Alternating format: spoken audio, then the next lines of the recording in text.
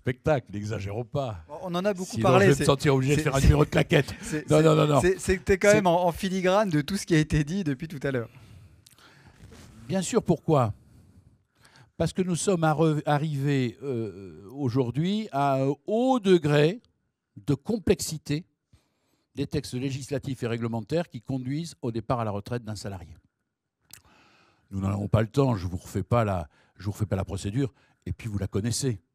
Mais néanmoins, vous connaissez effectivement le lent processus dans lequel l'employeur est invité chaque année à demander, à interroger le salarié, de savoir si il entend accepter sa mise à la retraite. Quand j'étais jeune étudiant, il y avait la mise à la retraite et le départ volontaire à la retraite. La mise à la retraite, c'est la mise à la retraite. Il n'y avait pas à demander l'accord du salarié. Bon. Depuis, on a transformé ça et on continue à appeler ça mise à la retraite alors qu'on demande l'accord du salarié.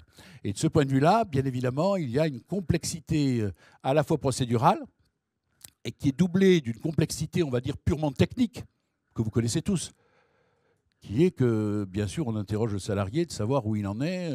Est-ce qu'il a réclamé son relevé de carrière? Est-ce qu'il a comptabilisé? Est-ce qu'il a fait une simulation sur maretraite.fr, enfin, ou mes droits à la retraite.fr, enfin, macarrière.fr, enfin, est-ce qu'il a fait effectivement, est-ce qu'il a recueilli l'ensemble des documents lui permettant d'escompter ou de programmer un départ à la retraite à taux plein à partir de tel âge, tel premier mois, tel premier jour du mois.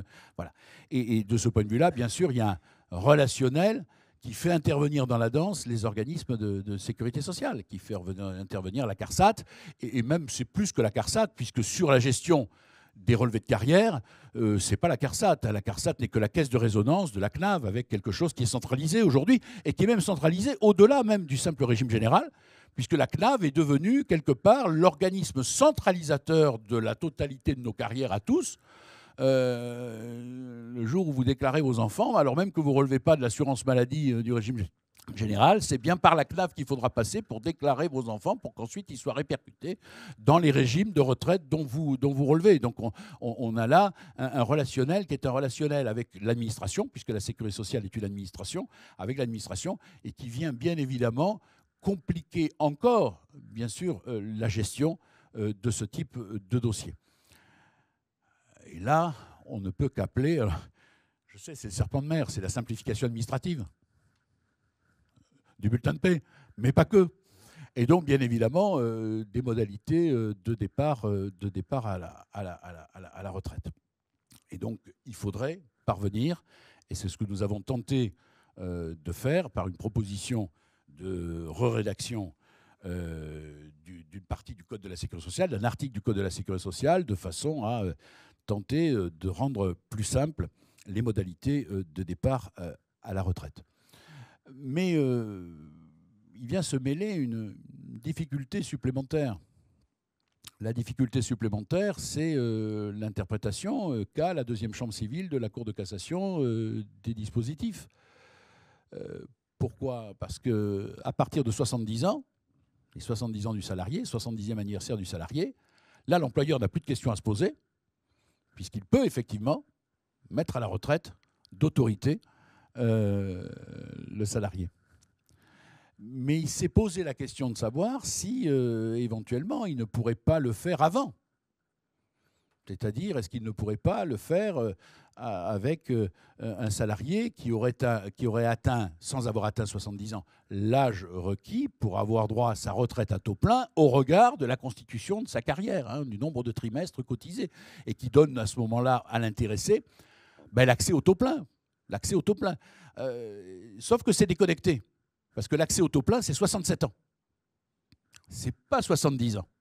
Et là, de ce point de vue-là, effectivement, il y a eu une gestion en 2008 de cette question de la mise à la retraite d'autorité par le Code du travail, par un dispositif prévu dans le Code du travail, qui a été complètement déconnecté de la sécurité sociale. Et quelque part, c'est dommage. C'est dommage. Peut-être qu'il était... à l'époque, c'était 65 ans et pas 67 ans. Il aurait peut-être été trop radical de considérer qu'à partir de 65 ans, dès lors que le taux plein était ouvert, à ce moment-là, on pouvait mettre un salarié à la retraite d'office. Dans le même temps, je voudrais vous resituer tout ça dans un contexte général, de politique générale, orchestré par la Sécurité sociale qui, pour équilibrer ses comptes, fait tout pour que on conserve les salariés. Donc la procédure est complexe.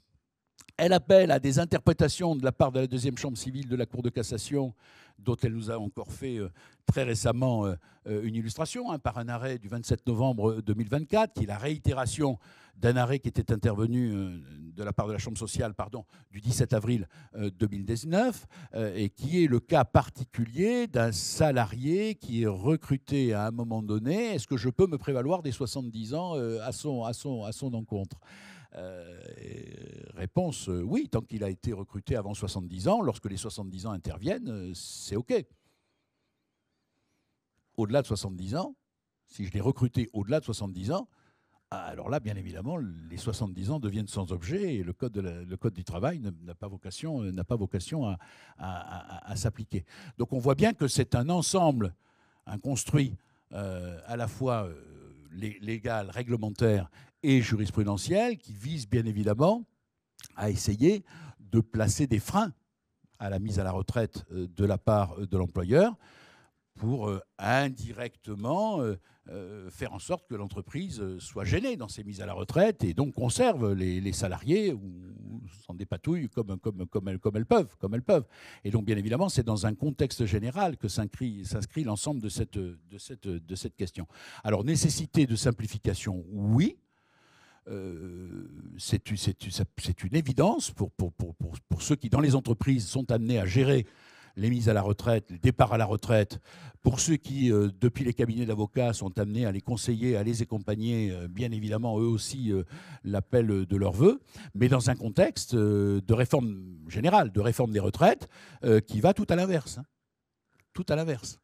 Donc nous ne sommes pas arrivés. Je dirais que c'est peut-être le clou du spectacle, mais c'est peut-être celui qui va être le plus dur à faire avaler ou à faire accepter à un moment donné par le législateur. Voilà ce qu'on peut dire sur cette question-là, mais bien évidemment, peut-être que vous aurez des questions ou des réflexions complémentaires qui viendront alimenter le débat.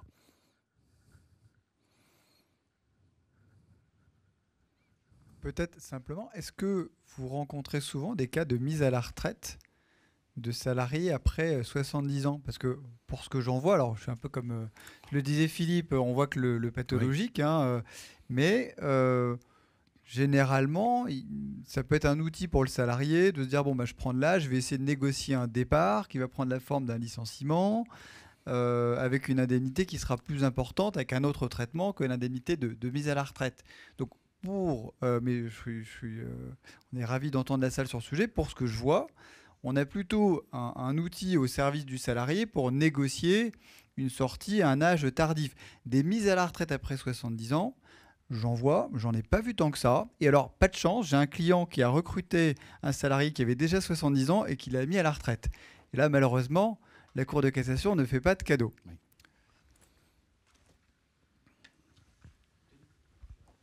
Oui, bonsoir, Dominique Olivier du groupe Bosch. J'ai très rarement vu cette situation. Le problème, c'est qu'elle concerne des gens à des postes clés. Et le problème n'arrive pas à 70, il arrive à 66, 67. Et le dirigeant se dit, je ne vais quand même pas me le prendre encore 3 ans, ce brave homme. Et donc, il y a toute une négociation financière qui va s'installer avec en fond d'écran cette mise à la retraite à 70 ans en disant « je ne peux pas encore avoir mes droits ». Je voudrais faire une remarque beaucoup plus générale. Ça fait 50 ans que je travaille dans l'entreprise, ça fait 50 ans qu'on parle de l'emploi des seniors, et c'est la culture collective des fédérations patronales, voire interprofessionnelles, de se dire qu'il faut maintenir les emplois des seniors. Mais quand on va sur la culture individuelle du chef d'entreprise, que fait-il? Depuis 50 ans, il se sépare des seniors. Ça veut dire qu'il y a un mental et une ADN qui marquent tous les esprits, dans lequel, depuis 50 ans, la seule façon de réduire une masse salariale, la seule façon de se séparer de collaborateurs, avec l'accord des organisations syndicales, c'est de dire « c'est pas un problème ». Et comment on va changer demain cet état d'esprit? Je pense qu'au-delà de toutes vos remarques que vous avez faites, qui sont des superbes outils, il n'empêche que quand une difficulté arrive, c'est le curseur des seniors qu'on va regarder. Et on a 50 ans d'histoire sur le sujet, 74. Si vous me permettez une réflexion très personnelle et qui n'engage pas le Conseil scientifique de Planète Sociale, on a fait une réforme des retraites en 2023 qui a fait battre le pavé par bon nombre de travailleurs, qui est une énième réforme paramétrique et comptable destinée à équilibrer les comptes de la sécurité sociale en repoussant l'âge légal de la retraite de 62 ans progressivement à 64 ans. Comptablement, ça tient certainement la route. En tout cas, on peut essayer de faire confiance à ceux qui nous l'ont proposé et qui l'ont paramétré, qui l'ont chiffré. On va considérer que ça doit effectivement permettre de tenir la route. Le rapport de la Cour des comptes qui vient de sortir du 17 février 2025 montre effectivement que quelque part, ça permet une certaine maîtrise. Ça permet une certaine maîtrise du sujet. Oui, les régimes par répartition sont effectivement amenés à continuer à être déficitaires, mais ils sont amenés à rester déficitaires, de manière très contrôlée, et deux, de manière très faible au regard des sommes qui sont en jeu. Quand vous êtes en déficit de 14 milliards d'euros en fin d'année sur 400 milliards que représentent les retraites, c'est la projection, je crois, pour 2035, dans le rapport de la Cour des comptes. Il n'y a pas de quoi s'affoler. En tout cas, c'est un avis très personnel. Ce n'est pas un avis partagé par le Conseil scientifique. Mais dans toutes ces réformes, qui sont des réformes paramétriques et comptables, et avec tout le respect que j'ai pour les comptables, qui ont bien évidemment une fonction et un rôle extrêmement important, il y a un impact psychologique, il y a un impact sociologique dans l'entreprise. Un chef d'entreprise qui doit se conserver des salariés jusqu'à l'âge de 62 ans et qui se trouve confronté à un départ moyen en France de fin de carrière autour de 58 ans et demi, il a finalement de 58 ans et demi à 62 ans à gérer cette situation-là. D'un seul coup, vous lui dites « Ah non, ça ne va plus être 62 ans, ça va être 64 ans. » Et avec un départ moyen de fin de carrière en France qui ne bouge pas, qui reste à 58 ans et demi. Et donc, du coup, l'écart qu'il va falloir gérer par tous ces dispositifs dont nous avons parlé ce soir, c'est plus 3 ans et demi, c'est 5 ans et demi. Et c'est ce que je disais tout à l'heure en disant, mais non, ça ne se terminera pas par l'ARE, ça risque de se terminer par le RSA, et surtout si la SS est éventuellement remise en cause dans le cadre d'une prochaine réforme de l'assurance chômage, auquel cas ça sera catastrophique. Et moyennant quoi, ça va générer quoi dans l'entreprise? Mais moi, je crois que ça va générer l'effet tout à fait inverse. C'est-à-dire qu'en fait, à partir du moment où le salarié aura 50 ans, 51 ans, 52 ans, il va commencer à devenir une patate chaude. Je crains qu'il y ait cet effet-là. C'est des réactions. Moi, je veux rebondir un petit peu sur ce que vous avez dit, puis un petit peu aussi sur ce que vous avez dit, monsieur. C'est déjà la notion de senior. Je trouve qu'en droit du travail, elle est particulière parce que quand, par exemple, on veut faire une carte pour un pass Navigo, senior, on va dire plutôt qu'on est senior à partir de 60 ans. Et tout à l'heure, il y avait beaucoup l'aspect humain, c'est ça. Mais le fait d'allonger, par exemple, le départ à la retraite, il y a eu plusieurs études aussi qui ont montré que ça avait un impact sur le taux d'emploi des seniors de l'autre côté. Et les pays européens, il y a certains pays européens qui ont un taux de chômage assez faible pour les seniors et qui, paradoxalement, ont un âge de départ légal qui est assez élevé. Donc, est-ce que par là, ce ne serait pas aussi une solution qu'il faudrait creuser? Et ça retarderait le problème et ça le déplacerait. Mais je pense que c'est aussi une chose qu'il faut développer, appréhender, quoi. Je me méfie toujours des comparaisons avec l'étranger. Toujours. Comparaison n'est pas raison. Pourquoi?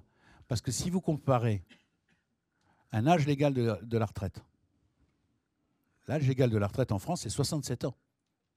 C'est de manière anticipée qu'un salarié peut partir à partir de, aujourd'hui, 62 ans et 6 mois, et demain 64 ans, dès lors qu'il aura sa carrière pleine.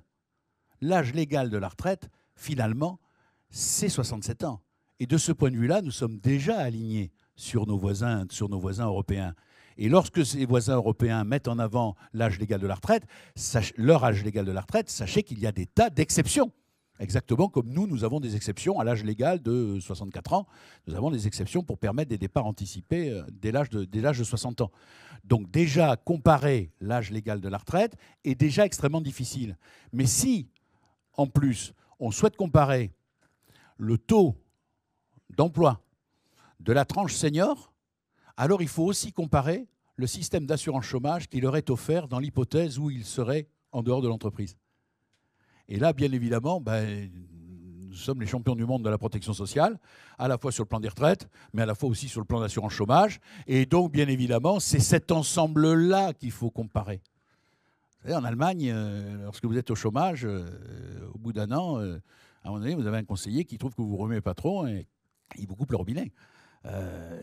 En France, ça n'est pas entendable. Il y a des droits pour une certaine durée, et ce n'est véritablement qu'à titre complètement dérogatoire et en cas d'inaction ou d'inertie totale du salarié, car on peut envisager qu'au bout d'un certain nombre de refus, les droits lui soient coupés. Mais en fait, dans la réalité, on ne coupe rien. Donc, il y a effectivement, je ne dis pas un confort, attention, mais je dis il y a un niveau de protection sociale au titre de l'assurance chômage qui est élevé et qui permet effectivement de comprendre que, je ne sais plus qui tout à l'heure l'a dit dans la salle, qu'un certain nombre préfèrent terminer avec le chômage, partir avec l'indemnité et le chômage, et puis ensuite tranquillement faire liquider leur droit à la retraite. Donc c'est toute cette comparaison à laquelle il faut se livrer. Et du même coup, alors c'est l'ensemble du modèle de protection sociale qu'il faut réenvisager et pas uniquement faire une énième réforme des retraites de type typiquement paramétrique pour simplement permettre comptablement que les comptes soient mieux équilibrés à l'horizon de 2035 et 2045 qu'ils ne sont envisagés aujourd'hui dans le dernier rapport de la Cour des comptes. Et j'avais aussi une autre réflexion, c'était sur toujours l'aspect senior. Dans le cadre de mon alternance chez Vinci, on a des lettres de reclassement. Souvent, l'âge est en dessous du taux de senior, c'est pour des raisons d'inaptitude. Et j'ai aussi l'image c'était un baromètre, j'ai plus le titre exact du baromètre, mais c'était sur la France vieillit, c'était quelque chose comme ça. Et il y avait un partenariat avec Ipsos, et il disait qu'à 47 ans à peu près, pour les catégories ouvrières, justement, 47 ans, c'était déjà l'âge où pour eux, c'était fini, quoi. Or, là, toutes les notions qu'on a vues, et quand on parle de senior, on voit bien que c'est au-dessus de 50 ans. Et donc, il y a aussi le fait qu'il faut vraiment essayer d'adapter par rapport aux catégories socio-professionnelles, parce qu'un cadre, il va vieillir mieux. Un cadre de 55 ans, on va aussi dire que c'est quelqu'un qui a de l'expérience. Ce sera plus facile de valoriser ses compétences qu'une personne qui était sur le terrain et qui a malheureusement eu des problèmes de dos et qui ne peut plus exercer, quoi. Et avec, a priori, ça n'est pas une règle systématique, une espérance de vie plus longue pour le cadre que ne peut l'être pour l'ouvrier qui, effectivement, est soumis à des conditions de travail, à des suggestions de travail beaucoup plus astreignantes, beaucoup plus fatigantes en termes d'usure de l'organisme. Oui, vous avez raison.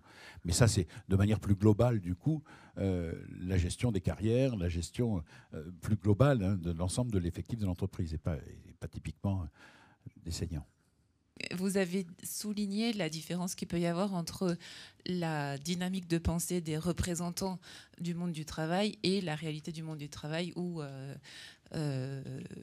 les seniors, on cherche plus à s'en débarrasser qu'autre chose.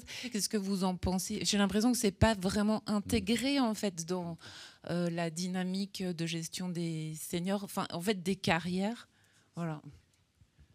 C'est vrai que ces sujets de santé, de prévention liés en plus à la problématique de retraite nécessiteraient qu'on se remette encore à 14 mains pour réécrire une étude particulière. Et c'est vrai que ça n'a pas du tout fait partie de l'étude, cette partie santé au travail et prévention des risques. C'est même un dispositif que moi je connais assez peu. J'en entends assez peu parler, comme vous le disiez. Les textes sont très compliqués. Ouais. Enfin, il y a des renvois partout. Enfin, bon, voilà, faut... Mais effectivement, je pense que ce serait un sujet sur lequel on pourrait travailler. Juste une petite réflexion en fait sur le rôle social qu'on impose à l'employeur pour tout ce qui est question de seniors, avec un prisme un peu particulier et pas du tout de mise en valeur justement de la compétence, du mentoring et de tout ce qu'on peut faire de ces seniors qui ont beaucoup à apporter. Et je trouve que c'est dommage parce que ça sert aussi à ça. Et une autre réflexion, enfin un constat plus exactement que je vois, c'est que dans le meilleur des mondes, en effet, on a quand même énormément d'outils pour mettre des choses en place et améliorer en fait cette situation et essayer de préserver l'emploi des seniors. Après, moi, je vois en tant qu'avocat aussi une autre réalité avec des gens. Alors en effet, je suis d'accord, c'est assez à la marge, on n'en voit pas tous les jours, mais malheureusement, les cas que je vois de seniors qui ont plus de 65 ans, qui ne veulent pas partir, pour plein de raisons, en fait, au lieu d'aller les approcher, en effet, de négocier avec eux, en fait, c'est une solution beaucoup plus violente qui leur est proposée, où soudainement, on va avoir une enquête et on va leur trouver un truc, alors qu'ils sont là depuis 30 ans et qu'ils ont toujours des performances extraordinaires, et que soudainement, on va leur trouver un truc terrible et on va les virer en faute grave. Et voilà. Et je trouve que c'est quand même une fin de carrière extrêmement douloureuse. Et malheureusement, je le vois très, très, très souvent, y compris dans des grands groupes. Et sinon, moi aussi, j'étais avocate et après, je suis passée en entreprise. Ce que j'ai constaté en entreprise aussi, la tendance, c'est que, au bout d'un moment, les seniors qui veulent partir, ils s'intéressent sur le montant de l'indemnité de départ. Ils constatent qu'il y a un écart énorme entre l'indemnité de fin de carrière et l'indemnité de mise à la retraite. Ils sont un peu fatigués, ils vont se mettre en arrêt de travail et ils finissent par être licenciés pour inaptitude. Et donc, ils bénéficient de l'indemnité de licenciement conventionnel. Donc ça, c'est un dévoiement du système qui est assez regrettable. Et puis, dernier point pour rejoindre ce que vous disiez, monsieur, sur la nécessité de faire évoluer, les mentalités. Je note aussi qu'il y a plein d'entreprises qui mettent en place des politiques talents. Et malheureusement, ces politiques talents sont parfois réservées aux jeunes. Ça, c'est un peu regrettable. Voilà. Bien évidemment, que dire de ces pratiques lorsqu'elles sont constatées, qu'elles sont absolument regrettables, qu'elles ne devraient pas, bien sûr. Bon, une fois qu'on a dit ça, malheureusement, elles existent, vous êtes là pour en témoigner. Donc, je dirais simplement que ça légitime d'autant plus les réflexions que nous avons menées ce soir, les échanges que nous avons pu avoir sur l'idée que nous ne pouvons pas rester en l'état du droit actuel, et qu'il faut absolument faire bouger les lignes, faire bouger les textes pour retrouver dans les entreprises une marge de manœuvre pour traiter l'ensemble de ces situations-là et éviter effectivement que ce soit les dérives de l'employeur qui effectivement à un moment donné, sous couvert de mise au placard, se livre à un harcèlement moral passif, mais qui néanmoins est dévastateur pour l'intéressé, jusqu'à espérer qu'à un moment donné, il craque, ce qu'au final, il ne fera pas. Donc, c'est des situations infernales.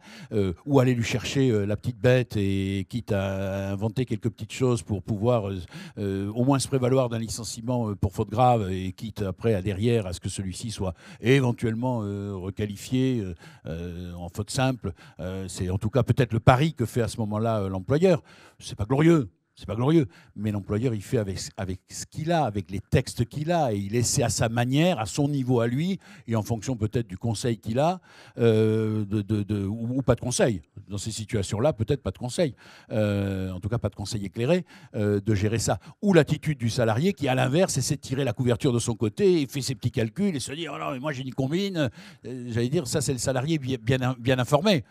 C'est pas le cas de tous les salariés, mais c'est le salarié bien informé qui, lui, va tirer la couverture à lui et jouer la montre et effectivement faire jouer la maladie et pour derrière tenter d'arracher à l'employeur un licenciement pour une aptitude physique. Alors pour peu qu'en plus l'employeur se prenne les pieds dans le rideau pour le reclassement, derrière il pourra même faire un procès et obtenir et expliquer qu'il a été licencié de manière abusive. Donc c'est terrible, ça ne devrait pas. Or, le constat de départ, avant ces dérives, avant ces comportements, c'est que les textes ne sont pas adaptés. C'est que les textes ne sont pas adaptés parce qu'ils ne permettent pas à l'employeur de gérer ces situations-là. Et de ce point de vue-là, c'est effectivement regrettable. Et donc, ça plaide dans le sens, effectivement, d'une évolution nécessaire des textes. Dans le même temps, on ne peut pas avoir le beurre et l'argent du beurre, c'est-à-dire pousser les salariés à rester, déjà en leur imposant de rester jusqu'à 64 ans, puisqu'ils ne peuvent pas prendre leur retraite à terme de la réforme de 2023. Ils ne pourront pas prendre leur retraite avant l'âge de 64 ans, et dans le même temps essayer d'accompagner les entreprises dans des modalités de rupture anticipées, aménagées, qui permettent de sécuriser un certain nombre de choses. Ça paraît presque, vous voyez, ça paraît presque antinomique, mais pourtant c'est peut-être ce vers quoi il faut aller, parce qu'effectivement, il y a une vision macroéconomique sur le plan comptable qui est d'espérer qu'un maximum de salariés restent le plus longtemps possible pour qu'ils cotisent et qu'ils ne pèsent pas sur les régimes de retraite par répartition, et dans le même temps, essayer quand même d'aider les entreprises à rester compétitives et à gérer effectivement des situations de fin de carrière pour des salariés qui coûtent beaucoup d'argent, parce que les seniors, c'est souvent du fait de l'ancienneté des postes qu'ils occupent, beaucoup d'argent. Et donc, de ce point de vue-là, je me mets à la place du chef d'entreprise. Il a quand même une vision économique de son activité, une vision de ce point de vue-là en termes de compétitivité. Hein. Vous avez évoqué plein de solutions. Il y en avait une qui me semblait depuis longtemps simple à mettre en œuvre par rapport à tout ça. C'est celle de la retraite progressive, qui a quand même beaucoup de mal à se mettre en place, alors que personnellement, je n'y vois pas d'inconvénient. Je ne vois pas de défaut à ce dispositif. Et donc, pourquoi n'est-il pas davantage utilisé? Je me pose cette question depuis plusieurs années et j'ai toujours pas ma réponse. Vous avez les chantresses de la retraite progressive en France. C'est Catherine Milly-Ursin, qui est avocat du cabinet Fromont-Briens, et qu'on salue ce soir, qui est à Lyon, mais beaucoup à Paris, et qui, depuis très longtemps, milite. Et à ses côtés, Anne Marion, actuaire, et qui milite activement de sa position d'actuaire sur tous les bienfaits, tous les avantages qu'on peut tirer du mécanisme de retraite progressive. Moi, je n'ai pas de... Et bien évidemment, je veux bien être le troisième choriste avec elle. Hein. On a eu l'occasion déjà d'échanger, de partager, même d'être à des tribunes. De ce point de vue-là, je les rejoins complètement. Simplement, peut-être, mon petit point de vue d'universitaire, c'est-à-dire qui voit les choses, bien sûr, de manière parcellaire et beaucoup moins opérationnelle que vous tous, je dirais que ça fait intervenir la sécurité sociale. Et donc, automatiquement, ça complexifie les choses parce que nous ne sommes pas dans un cadre de relationnel objectif de liaison permanente avec la sécurité sociale qui permettent un accès facile à ce mécanisme-là. Et de ce point de vue-là, on a encore beaucoup de travail à faire. La sécurité sociale a beaucoup de travail à faire. L'entreprise, peut-être en relation avec la sécurité sociale, a beaucoup de travail à faire. Mais par contre, quand c'est mis en œuvre et quand c'est piloté par des gens qui savent faire et qui ont déjà fait et qui ont une vraie pratique dans ce stade-là, c'est bien évidemment une réussite. C'est un dispositif qui n'était pas ouvert au cadre en forfait jour jusqu'à 2022. Enfin, c'était une combinaison, il fallait revenir avec un forfait horaire. Enfin, c'était juste, en plus, très compliqué. Oui, c'est vrai. Mais depuis 2022, ouais, tout à fait. Mais bon, depuis 2022, c'est ouvert au forfait jour. L'accord ANI le prévoit à partir de 60 ans, s'il est étendu. Peut-être que ça va donner un élan, on espère. Partager un diagnostic sur cette question de la retraite progressive, effectivement, qui a certes quadruplé depuis 2015, mais enfin qui reste quand même à moins de 30 000 salariés. D'un point de vue opérationnel, alors je suis pareil, je suis un fervent partisan et on avait chaudement recommandé que ce dispositif soit assoupli, libéralisé, etc. dans le rapport que j'avais contribué il y a 4 ans. Mais d'un point de vue opérationnel, c'est très compliqué. D'un point de vue organisationnel, parce que dans les entreprises, et en particulier dans les entreprises qui ont des petites structures de production, ça revient à flexibiliser, enfin à variabiliser une partie de l'effectif. Et quand vous avez dans une agence bancaire 7 salariés et 3 qui ont 60 ans demain, ou qui ont 62 ans aujourd'hui, qui lèvent la main pour faire de la retraite progressive, c'est-à-dire du temps partiel, comment vous assurez le maintien de l'activité? Et cette problématique-là, on l'a dans plein d'endroits différents, même si ce cas est assez... voilà. Même dans les grandes entreprises, c'est pas forcément si développé que ça. Parce que pour les petites structures, vous avez raison, c'est complexe. Pour les grandes entreprises, ça l'est moins. C'est plus facile à mettre en œuvre et ça obligerait à se poser la question sur le travail. Sur l'organisation du travail. Ça obligerait à rediscuter de l'organisation, ce qui est bien le plus compliqué à faire, chez nous en particulier.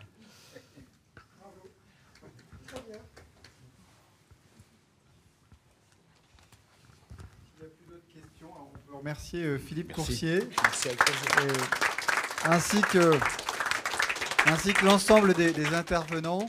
Donc on a parfaitement respecté le timing et l'agenda, comme vous avez pu le remarquer. Pour conclure en 2 mots, moi j'étais très heureux d'entendre parler de culture, parce que c'est vrai que le juriste ne se caractérise pas toujours par son humilité, mais là, il faut en faire preuve, puisqu'on voit bien que la retraite et l'entreprise, c'est un sujet juridique, mais c'est aussi et surtout un sujet qui est culturel. Oui, il y a des entreprises qui ont tendance à se séparer des seniors, alors soit qu'ils soient trop jeunes mais déjà trop vieux, soit qu'ils soient trop vieux et pas encore susceptibles d'être mis à la retraite. Et oui, il y a effectivement des salariés qui prennent de l'âge, qui fatiguent et qui se disent tiens, si je tentais l'inaptitude, ou si je tentais un départ, ou si je me mettais dans une situation où je travaille beaucoup moins, puis on verra bien si je me fais licencier. Et donc c'est sûr que le droit, il ne peut pas tout face à cela. Il y a un changement culturel à opérer. On le voit au niveau des branches, au niveau interprofessionnel, au niveau des syndicats. Il y a cette volonté de maintenir dans l'emploi les salariés le plus longtemps possible, ce qui est tout à fait logique d'un point de vue sociétal. La question, c'est comment est-ce qu'on arrive à descendre d'un cran au niveau des entreprises. Vaste sujet dont on peut parler autour d'une coupe ou d'un verre de jus d'orange dans un instant. Je vous remercie.